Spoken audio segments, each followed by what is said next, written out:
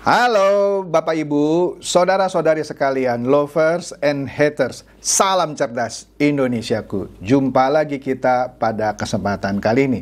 Bagi Anda yang belum subscribe channel saya, silakan subscribe channel saya. Tekan loncengnya agar Anda dapat notifikasi setiap kali saya mengupload video-video saya.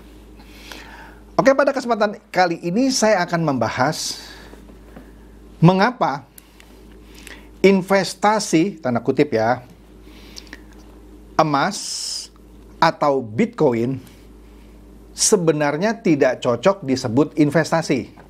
Sekali lagi, mengapa investasi, tanda kutip, emas atau Bitcoin atau kripto apapun lah ya, sebenarnya tidak cocok disebut investasi. Atau kalau mau lebih vulgarnya, sebenarnya itu bukan investasi. Bapak ini emas itu dari zaman nenek saya itu investasi, Pak. Harganya naik terus. Oke, nanti kita lihat ya. Bitcoin juga, Pak. Dari awal itu harganya nothing, sekarang harganya, gede banget gitu. Investasi, Pak. Oke deh. Maka dari itu kita harus lihat gitu ya. Kenapa saya bisa bilang begitu? Hal seperti ini juga setidaknya teori seperti ini yang diadopsi oleh tokoh yang saya kagumi lah ya, Warren Buffett, dan juga pemilik Microsoft, Bill Gates. Ya. Mirip lah Bapak sama Bill Gates sama Warren Buffett tuh orang kolonial. Kami ini orang milenial, Pak. Makanya dengar dulu videonya sampai akhir ya. Tapi kalau masih nggak suka, Anda mau nyinyir, mau ngebully saya, monggo. Tapi monggonya dalam arti kata, bulilah dengan cerdas gitu ya. Kalau bully Anda, apa itu istilahnya, ad hominem. Ad hominem itu namanya membuli orang, bukan berargumentasi secara fakta, tetapi ngata-ngatain orang gitu ya. Oke, kan Bapak juga suka ngatain bebek dungu. Ya, karena memang bebek dungu dia. Oke, jadi begini. Saya ambil sampel chart ya, pergerakan harga emas terhadap mata uang US dollar. Ini memang chartnya saya ambil dari minggu lalu sih. Sebenarnya ini sudah mau saya bahas minggu lalu, cuman karena ada beberapa money game yang scam, jadi ini saya belum buat waktu itu videonya, tapi sudah saya capture chartnya. Anda lihat di sini ya. Di sini adalah saya ambil tanggal 28 September ini. Ya, 28 September. Di sini harga emas itu pada saat itu di jam itulah ya, 1625,04 US dollar. Ya. Anda lihat yang paling kanan itu ya, di atasnya juga ada harganya 1625,04 US dollar. Ya. Nah, kemudian Anda lihat itu grafiknya naik turun. Yang paling kiri bawah itu harga dari tahun 2018. Memang waktu itu harganya kalau saya lihat di sini di bawah 1.200. Ya, jangan kata lain, memang kalau Anda beli di tahun 2018, sekarang di 2022, berarti berapa tuh? 4 tahun ya. Meskipun sekarang emas lagi turun, Anda lihat di paling kanan itu kan dari atas dia jeruk ke bawah gitu ya. Anda untung betul. Anda untung. Tetapi kalau Anda lihat tuh ya, yang di tengah-tengah ada garis tipis, itu tertanggal 30 Maret. Iya, tanggal 30 Maret 2020. Harganya sekitar situ 1.618. Artinya, kalau Anda beli di sekitar tanggal 30 Maret 2020, 2 tahun lebih kemudian, yaitu di 28 September 2022, harganya segitu-segitu aja. Jadi Anda investasi 2 tahun, nggak untung. Lah Pak, kan saham juga ada yang begini Pak. Dari ini ada naik, ada turun, naik turun. Kan ada juga Pak saham yang kira-kira harganya pergerakan chartnya ini seperti emas nih Pak. Yang mana ketika kita beli tanggal 30 Maret 2020 dengan harga 28 September 2022 harganya di situ-situ aja. Dia naik turun sehingga 2 tahun kemudian harganya sama seperti 2 tahun yang lalu. Kan ada Pak saham seperti itu. Apa bedanya dong? Saya investasi emas dengan investasi saham. Beda. Anda investasi saham, meskipun sahamnya naik turun dan 2 tahun kemudian pun harganya sama dengan 2 tahun yang lalu, Anda masih dapat dividen. Dividen. Iya kan? Kemudian, uang yang Anda tanam di perusahaan itu, karena Anda membeli saham kan artinya Anda menanam modal kan di perusahaan itu. Perusahaan itu apa? Banyaklah. Ada bank, ada perusahaan yang memproduksi makanan atau perusahaan yang memproduksi mobil gitu ya. Anda berkontribusi karena Anda pemegang saham, menyetorkan modal di satu perusahaan yang menghasilkan produk. Produk untuk banyak orang dan juga produk yang harus diproduksi dan melibatkan banyak orang sehingga membuka lapangan kerja. Contoh, Anda beli saham BCA walaupun saham yang Anda beli kecil lah gitu ya. Setidaknya dengan modal Anda, BCA itu tetap jalan gitu ya. Karena Anda mengkontribusi sebagian saham gitu ya. Ini paradigmanya ya. Ada orang yang tetap kerja di BCA. Anda beli saham Toyota, ada orang yang bisa, atau Astra gitu ya, yang tetap kerja di perusahaan Astra itu. Anda beli saham di apa? Unilever gitu ya. Nah, banyak orang yang tetap kerja di Unilever. Nah, jadi modal Anda dipakai gitulah ya, sebut saja ya, walaupun tidak langsung gitu ya. Ya untuk memproduksi barang-barang dan membuat orang-orang mendapatkan penghasilan. Jadi rentetan Anda menanam saham dan di sebuah perusahaan itu menghasilkan produk dan untuk itu perlu mempekerjakan sejumlah orang.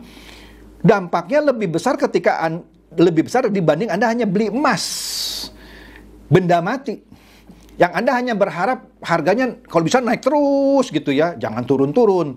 Nah ketika turun, Anda nggak dapat dividen. Ya kan emas Pak, ditambang kan orang kan kerja juga. Ya bisa juga sih dibilang begitu ya, tapi beda dampaknya dengan Anda tanam saham di sebuah perusahaan dan perusahaan itu berjalan. Emas itu betul membutuhkan orang untuk cuman pertama kali saja. Setelah itu emas Anda pegang nggak ada dampak apa-apa. Nggak ada dampak apa-apa dengan misalnya Antam gitu ya. Nggak ada. Nggak ada. Beda kalau Anda beli saham Antamnya ya. Oke. Anda beli emasnya ya. Sorry. Itu satu. Kemudian kita lihat dulu nih emas nih. Ini saya ambil harga bukan harga ya, berita 27 September. Di sini disebut harga emas hari ini makin jatuh. Ini rinciannya dari 1 gram hingga 1 kilo. Ya. Kita lihat deh ya harga beli dan harga jual. Emas pada tanggal 27 itu ya yang 1000 gram atau 1 kilo itu harganya 870.600.000. Ya, kalau Anda beli ini ya. Kalau tadi kan US dollar itu troy ounce gitu ya. Ini kalau Anda beli dalam gram ya, itu 870.600.000. Kalau Anda beli hari itu, aduh salah beli nih. Anda butuh uang juga hari. Anda jual gitu ya pada hari itu juga. Harga jualnya Anda lihat tuh. Cuma 794.000 per gram. Artinya kalau 1000 gram atau 1 kilo, Anda cuma dapat uang 794 juta. Selisih 8,8% kalau saya hitung ya kira-kira. Jadi kalau harga emas tidak naik 8,8%, ya, selain ada charge-nya naik turun tadi, kalau harga emas itu tidak naik 8,8%, Anda rugi. Kalau emas naiknya 8,8% pun Anda baru balik modal. Sedangkan kalau Anda beli saham, memang hari itu juga bisa turun naik. Ya, tapi mengharapkan apa ya? Kalau emas ini Anda harus mengharapkan 8,8%, ya, baru balik modal. Sedangkan kalau saham Kecuali saham juga sama ya, turunnya sampai 8,8%, bisa juga. Tetapi kalau Anda beli hari ini terus Anda mau jual, kebetulan sahamnya turun gitu ya, turun 0,2%. Ya rugi Anda berapa sih? Tapi kalau emas sudah pasti, Anda jual di hari yang sama, Anda pasti rugi 8,8%. Meskipun emas itu nggak naik, nggak turun. Kalau saham, nggak mungkin sampai 8,8. Kalau saham itu stagnan gitu ya, istilahnya nggak naik, nggak turun. Ya paling Anda rugi sedikit gitu ya. Oke? Di situ sisi keduanya, yaitu selisih harga beli dan harga jual yang sedemikian besar ya untuk emas fisik ini. Oke? Sudah mulai ngerti soal emas? Kita maju nih sekarang ke Bitcoin. Nah, Bitcoin ini juga saya ambil datanya ya 28 September ya, yang pada waktu itu harganya satu Bitcoin $18.997.30. Ya, sekali lagi ya catatan, ini harga 28 September. Ini kan sebagai contoh. Artinya apa? Di situ ada garis tipis ya. Di situ 4 Desember 2020 harganya sekitar sekian. Sekitar 18.000 sekian, 19.150 lah. Mirip gitu ya. Jadi artinya Anda beli Bitcoin di sekitar 4 Desember itu ya. Sekarang ini sekitar 2 tahun kemudian harganya segitu-segitu aja. Memang sempat melonjak gitu ya kan, sampai pernah 60.000 lebih gitu ya. Ya. Tapi Anda, wah saya investasi lah jangka panjang gitu ya. Ya, begitu ketemu tanggal 28 September harganya sama dengan harga 2 tahun lalu. Apalagi kalau Anda belinya di 2021 ketika harganya di 60 ribuan itu. Sekarang berapa? 18.997, maksud saya tanggal 28 September. Pasti rugi dong.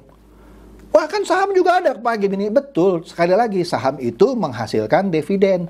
Saham itu menghasilkan lapangan kerja karena Anda berinvestasi di perusahaan. Saham itu menghasilkan produk yang diproduksi oleh perusahaan itu. Bitcoin, apa? Apa yang dihasilkan oleh Bitcoin? Beda.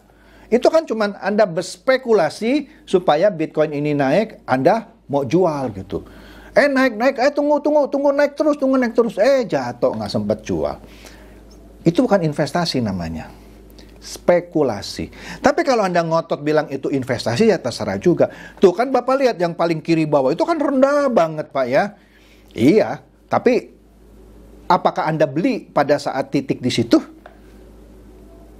Itu poin saya. Oke? Jadi sekali lagi, inilah kenapa orang-orang seperti Warren Buffett dan Bill Gates tidak main di Bitcoin, tidak berinvestasi di emas. Dia investasi di perusahaan-perusahaan ya, yang menghasilkan return seperti dividen dan juga menghasilkan produk dan juga bisa berkontribusi untuk lapangan kerja. Bitcoin dan emas tidak membentuk lapangan kerja. Apalagi Bitcoin deh, ya. Itu cuman untuk spekulasi.